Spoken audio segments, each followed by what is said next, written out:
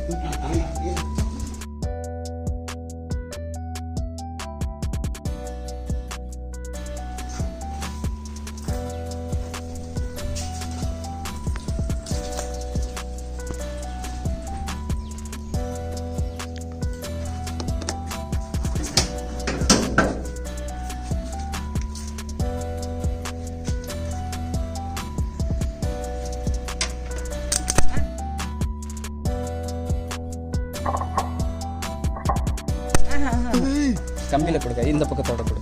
முதல்ல பாசிட்டிவ் கொடுக்கணும். மாற்றி கொடுக்குறீங்க. இல்லை இல்லை பரவாயில்ல, கரெக்டு தான்.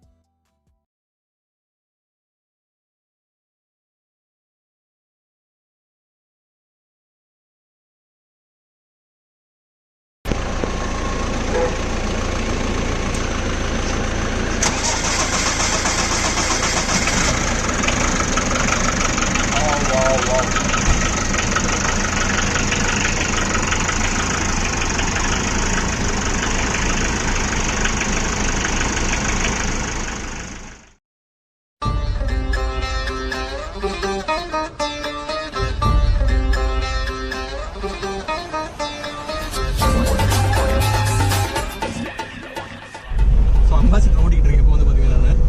ஸோ இது வரைக்கும் நான் கண்டிப்பாக இந்த ஒரு அம்பாசிடர் நான் ஓட்டுனதுக்கு முன்னாடி இப்போ தான் நான் ஃபஸ்ட் டைம் ஓட்டுறேன். ஸோ ரொம்பவே வித்தியாசமாக இருக்குது வண்டி. பவர் ஸ்டீரிங்னா கிடையாது, ஆர்டினரி ஸ்டீரிங் தான். ஸோ ஆனால் இது அந்த வண்டி எடுக்கும்போது எனக்கு ரொம்ப ஃபன்னாக இருந்துச்சு. அது ஒரு மாதிரி அந்த சிரிச்ச ஸ்மைலி ஃபேஸ்லேயே தான் வண்டி ஓடிட்டு இருக்கேன் இது வரைக்கும். ஓ மை காட், ஓகே செம்மையாக இருக்குது. ஓகே நம்ம இப்போ நேராக வந்து பார்த்தீங்கன்னா கிரவுண்டு போயிட்டு ஸோ அங்கே வண்டி இன்னும் எப்படி இருக்குன்றதை பார்ப்போம். Let's go for the video. This is Ride Factory.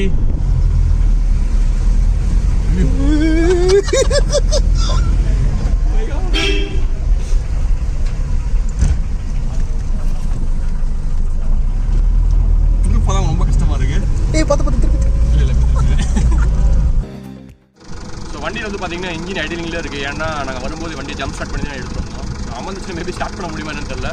So engine sound maybe உங்களுக்கு கொஞ்சம் அநாயகமாக இருக்கலாம். ஸோ கைஸ் பட் அட்ஜஸ்ட் பண்ணிக்கோங்க.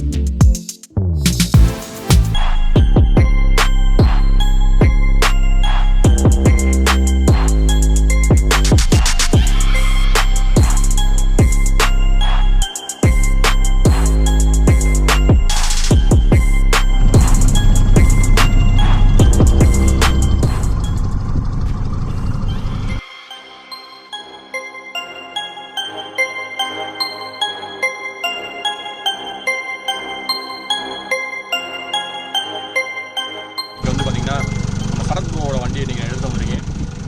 ஸோ இந்த வண்டிக்கு வந்து பார்த்திங்கன்னா பெரிய ஹிஸ்ட்ரி இருக்குது. ஒரு 1958 2014 வரைக்கும் கிட்டத்தட்ட இவ்வளோ வருஷம் வந்து பார்த்திங்கன்னா மார்க்கெட்டில் இருந்து ஒரு ஜாம்பவானே சொல்லலாம்.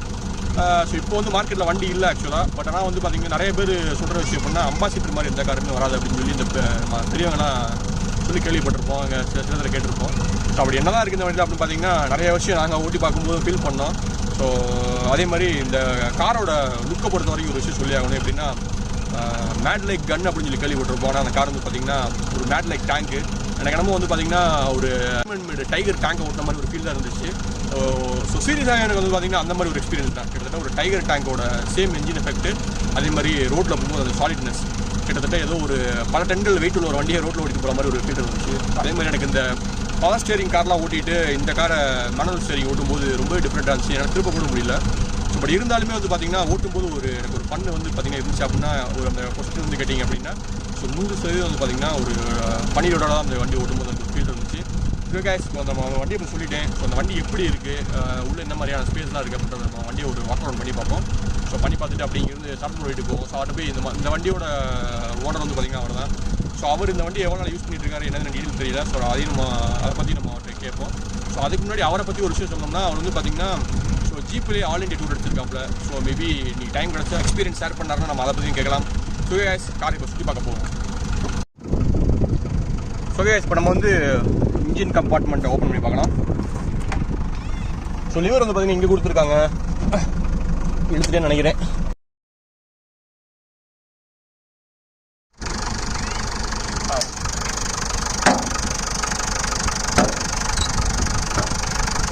இந்த பழைய air filter type. So 1500 cc diesel engine, உங்களுக்கு டீசல் பம்பெலாம் இருக்குது. ஸோ ஆக்சுவலாக இது வந்து பார்த்தீங்கன்னா ஹீட் வந்து போகக்கூடாதுன்னு சொல்லி தெர்மல் லைன் மாதிரி கொடுத்துருக்காங்க. ஸோ பட் இன்ஜினோட சவுண்ட் ரொம்ப ஹெவியாக இருக்குது உள்ளுங்க.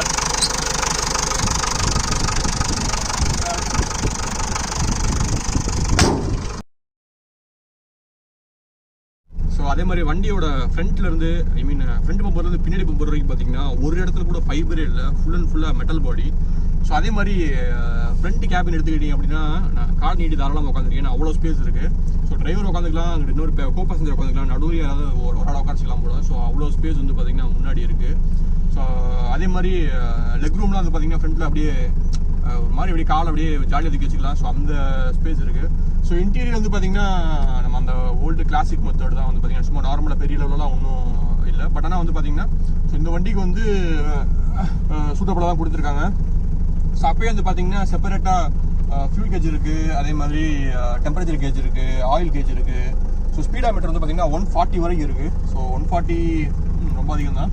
ஸோ அதே மாதிரி இங்கே வந்து பார்த்தீங்கன்னா தனித்தனியாக இண்டிகேஷனில் இங்கே ஒரு நடுவில் ஒரு பேனல் வச்சுருக்காங்க. ஸோ நடுவில் வந்து பார்த்தீங்கன்னா ஹிந்துஸ்தான் மோட்டார்ஸோட logo, horn like this. So horn அதே மாதிரி நல்லா இருக்குது.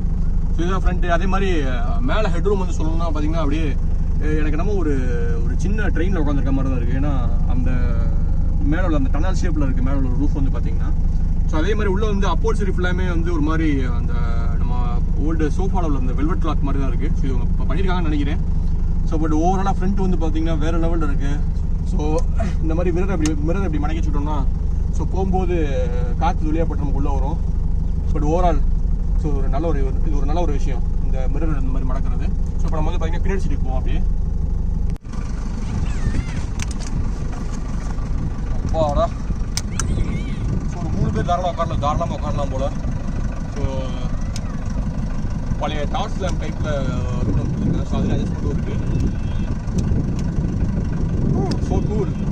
ஸோ அதே மாதிரி நடுவில் இந்த டனல் மாதிரி டைப்பில் எதுவும் இல்லை, ஒரு சின்ன இதுதான் இருக்குது.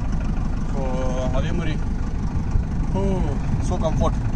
நடுவில் ஆமரஸ்லாம் வச்சுருக்காங்க. பட் இது இவங்க வச்சுருக்காங்கன்னு நினைக்கிறேன். எனக்கு வண்டியில் ஸ்டாண்டாக வர விஷயம் நினைக்கிறேன் ஆக்சுவலாக. ஸோ எனக்கு பிடிச்சதே மேலே உள்ள விஷயம் தான். ஸோ மேலே ஃபுல்லாமே அந்த வெல்வெட் கிளாத்து, லேம்ப் அதே மாதிரி ரொம்ப வித்தியாசமான ஒரு லேம்ப்பு அட்ஜஸ்ட் பண்ணிக்கலாம். சேம் அந்த டார்ச் லைட் ஒரு பல்ப் இருக்கு. ஓகே, இப்போ நம்ம பின்னாடி போய் பூட் ஸ்பேஸை பார்ப்போம். ஸோ பின்னாடி பூட்டு பார்த்தீங்கன்னா எனக்கு தெரிஞ்சு எப்படி பார்த்தாலும் ஒரு 400 லிட்டர் ஸ்பேஸ் இருக்கும்னு நினைக்கிறேன். ஸோ ஸ்பேர் வீலுக்கு தனியாக ஒரு பம்ப் கொடுத்துருக்காங்க. ஸோ ஸ்டீலோட திக்னஸ் வந்து பார்த்தீங்கன்னா மினிமம் ஒரு 1 mm இருக்கும். ஏன்னா அவ்வளோ கனமாக இருக்குது. ஸோ இங்கே டீசல் டேங்க் பின்னாடி வந்துருது போல். பேட் ஒன்று கொடுத்துருக்காங்க.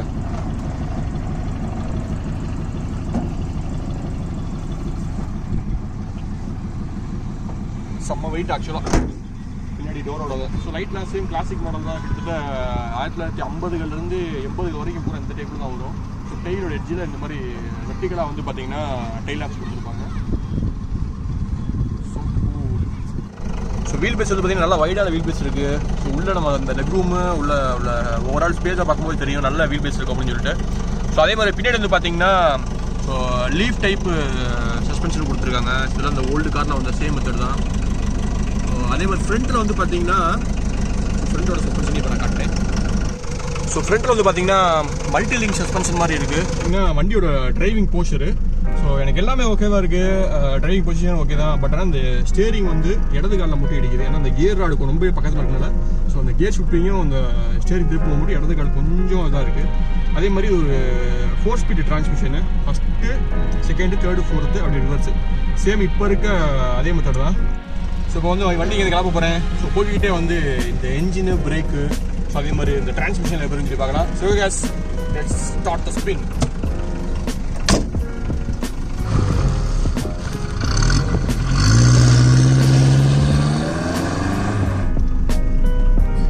கிளச்செல்லாம் சூப்பராக இருக்குது. ஸோ கியரில் வந்து பார்த்தீங்கன்னா சும்மா பட்ரி ஸ்மூத்தாக இருக்குது. ஆனால் அந்த ஸ்டேரிங் தான் எனக்கு கொஞ்சம் டைட்டாக இருக்குது. ஏன்னா வந்து நான் ரொம்ப நாளாக பவர் ஸ்டேரிங் யூஸ் பண்ணனால ஸோ ஆர்டினரி ஸ்டேரிங் கொஞ்சம் கஷ்டமாக இருக்குது. ஓஹோ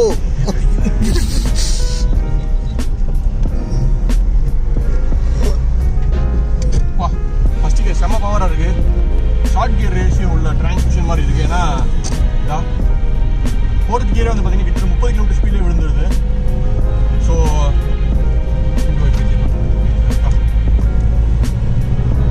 நான் சொன்ன மாதிரி ஸ்டேரிங் மட்டும் தான் கொஞ்சம் ஹார்டு. திருப்பும்போது கொஞ்சம் கஷ்டமாக இருக்குது. மேபி நம்ம ஓட்டி பழகிட்டோம்னா ஒன்றும் தெரியாது. புதுசாக ஓட்டும்போது கொஞ்சம் டிஃப்ரெண்ட்டாக இருக்குது. ஸோ அதே மாதிரி இன்னொரு விஷயம் சேம் அப்போ நம்ம தான்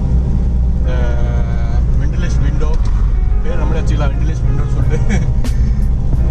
அதே மாதிரி எனக்கு என்ன எப்படி தோணுதா அந்த வண்டி ஓட்டும்போது ஒரு மாதிரி ஒரு சாப்பர், அதாவது ஒரு ஹெலிகாப்டர் ஓட்டும்போது எப்படி கீழே வரைக்கும் விசிபிள் இருக்குமோ அது மாதிரி தான். ஸோ நாலா பக்கமும் பறந்து விரிஞ்சு தெரியுது எல்லா விஷயமுமே. ஸோ இதில் திருப்பறது கொஞ்சம் கஷ்டம். பட் திருப்பிட்டேன். தெரியும் ஃபஸ்ட் கியரோட பவர் எப்படின்னு. ஸோ அந்த கியர் விழும்போது இந்த ஒரு இந்த சவுண்ட் வருது. ஸோ அந்த கடிக்கிற சவுண்டு. ஸோ பழைய அந்த காலத்து வண்டியில் வரதெல்லாம் வந்து சாதாரண விஷயம் தான். அவ்வளோதாங்க. கரெக்டாக 4th கியர் வந்து பார்த்தீங்கன்னா 30 to 40 போட்டுடலாம். ஸோ ஒரு மாதிரி 60 km ஓட்டோம்னா நல்லா மைலேஜ் தரும்னு நினைக்கிறேன் வண்டி. ஸோ கிட்டத்தட்ட நம்ம சரக்கு ஒரு வீட்டு பக்கத்தில் வந்துட்டோம். ஸோ வண்டி உள்ள நிப்பாட்டிட்டு அப்படியே நம்ம கிளம்ப வேண்டியதான். ஃபைனலி ரீச் இது ஹோம். ஸோ கடைசி வரைக்கும் வண்டி நம்ம அமரவே விடாமல் கொண்டு வந்துட்டோம். எனக்கு தெரிஞ்சு ஃப்ரீ சாதனை தான் நினைக்கிறேன். Back to the pavilion.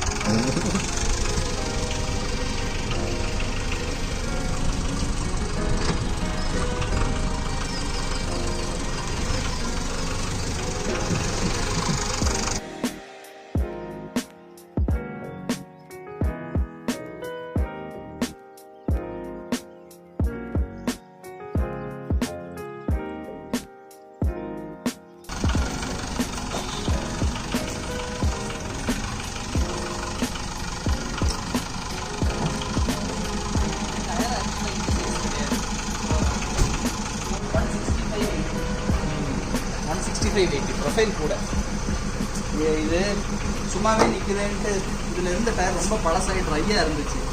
நம்ம எடுத்துகிட்டு போகும்போது எங்கேயாச்சும் வெடிச்சு வச்சுட்டு சொல்லிட்டு ஃப்ரெண்டு டயர் போலோவில் இருந்து அலாயோட சேர்த்து அப்படியே கட்டி வச்சிடலாம். சரி அதுவும் 15 inch தானே போடுவோம். ஓடுற வரைக்கும் ஓடத்தோன்னா ஓசியில் வாங்கி மாட்டிடும். அதனால தான் திருப்பெல்லாம் கஷ்டமாக இருக்கும். அந்த ப்ரொஃபைல் இருந்துச்சுன்னா கரெக்டாக இருக்கும். இல்லை கொஞ்சம் ஈஸியாக இருக்கும். இந்த அளவுக்கு தேர்ட் புரிஞ்சாவது போடுறது ஒரு மாதிரி அப்படி லைட்டாக ஏற்றி போடாமல் வந்துருக்கு. அது ஒரு ட்ரிக்கு. 99 HM+ ரெண்டு இன்ஜின் வரும். அப்போவே இசூசு இருந்துச்சு. இசூசு HM+. அதான் வெளியே தான் பெரிய பிரச்சனை. இது ஆக்சுவலாக இன்ஜின் மாற்றணும். வேறு ஒரு பிளான் வச்சுருக்கேன். நல்ல ஒரு V6 இன்ஜின் ஏதாச்சும். ஸ்க்ராப் வந்து பார்த்தீங்கன்னா நம்ம அந்த அம்பாசிடரோட எக்ஸ்பீரியன்ஸ் டேட்டை முடிச்சாச்சு. ஸோ வண்டியோட ஓடுற சரத் குரு தான் நான் ஆல்ரெடி சொல்லியிருந்தேன். ஸோ அதே மாதிரி இந்த காருக்கு ஒரு ஸ்டோரி இருக்குது. அதே நான் சொல்லியிருந்தேன். இந்த இந்தியா டூரு. ஸோ இந்த காரெலாம் வந்து பார்த்தீங்கன்னா ப்ரோ இந்தியா டூர் முடிச்சிருக்காரு.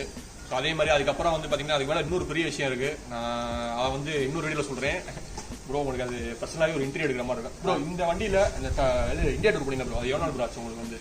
2 ட்ரிப்பு போனோம். ஒன்று வந்து இந்தியா டு நேபாள், அது வந்து 28 நாள் ஆச்சு. இந்தியா டு நேபாள் 28 நாள். 28 நாள் நார்த் ஈஸ்ட்டு நேபாள் 4 நாள் 5 நாள் ட்ரிப்பு போட்டேன். அதுக்கப்புறம் 2வது ட்ரிப்பு வந்து இங்கேருந்து ஜெய்ப்பூர் போயிட்டு வந்தோம். 2வது ட்ரிப்பு அது வந்து ஒரு 11 டேஸ் தான், ஷார்ட்டாக ஒரு ஃப்ரெண்டை பார்த்து பார்த்தோம். அப்புறம் ஸ்பிட்டி வேலி போனோம். ஸ்பிட்டி வேலி 11 டேஸ். ஸ்பிட்டி வேலி ஓவரால் எவ்வளோ கிலோமீட்டர் இது பண்ணியிருப்பீங்க மொத்தமாக? எல்லா ட்ரிப்பும் சேர்த்து என்ன, அது ஒரு 7200, ரஃப்லி ஒரு 20,000 வச்சுக்கோங்க. 20,000 கிலோமீட்டர் ஆல் ஓவர் இந்தியாவில். ஸோ நான் அந்த தார் வீடியோ ஓட்டும்போது சொன்னேன், அந்த வண்டியை ஓட்டிட்டு அது எவ்வளோ கஷ்டமாக இருக்குது ப்ரோ, இதுலேயே ஒருத்தர் இந்தியா டூர் போயிருக்காங்க, எவ்வளோ பெரிய ஆளாக இருப்பாருன்னு நான் சொல்லிட்டு இருந்தேன். ஸோ அது ப்ரோ தான், வேறு யாருமே இல்லை, பெரிய விஷயம் இருக்குன்ட்டு. அது ஒன்றுமே இல்லை. இந்தியாவிலேருந்து ஆக்சுவலாக அது ரஷ்யாவில் செயின்ட் பீட்டர்ஸ்பர்க்னு ஒரு ஏரியா. ஸோ அது கிட்டத்தட்ட அது இன்னும் பெரிய விஷயம். ஒரு கண்ட்ரிலேருந்து இன்னொரு கண்ட்ரி, ஸோ கான்டினென்டல் கூட சொல்லலாம், 4 கண்ட்ரி போயிருக்காங்க.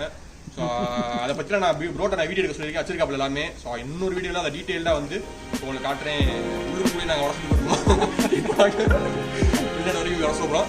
சரி, ஓகே கைஸ், நெக்ஸ்ட் இன்னொரு ஒரு வீடியோவில் ரைடு போகிறேன்னு சொல்லியிருந்தேன், போகல இந்த ரைடும். ஸோ நெக்ஸ்ட்டு பார்ப்போம் என்ன நடக்குதுன்னு. ஓகே கைஸ், நெக்ஸ்ட் இன்னொரு வீடியோவில் சந்திப்போம். அதுவரை உங்களிடமிருந்து விடைபெறுவது நான் உங்கள் ராஜேஷ் ரைட் ஃபேக்டரி.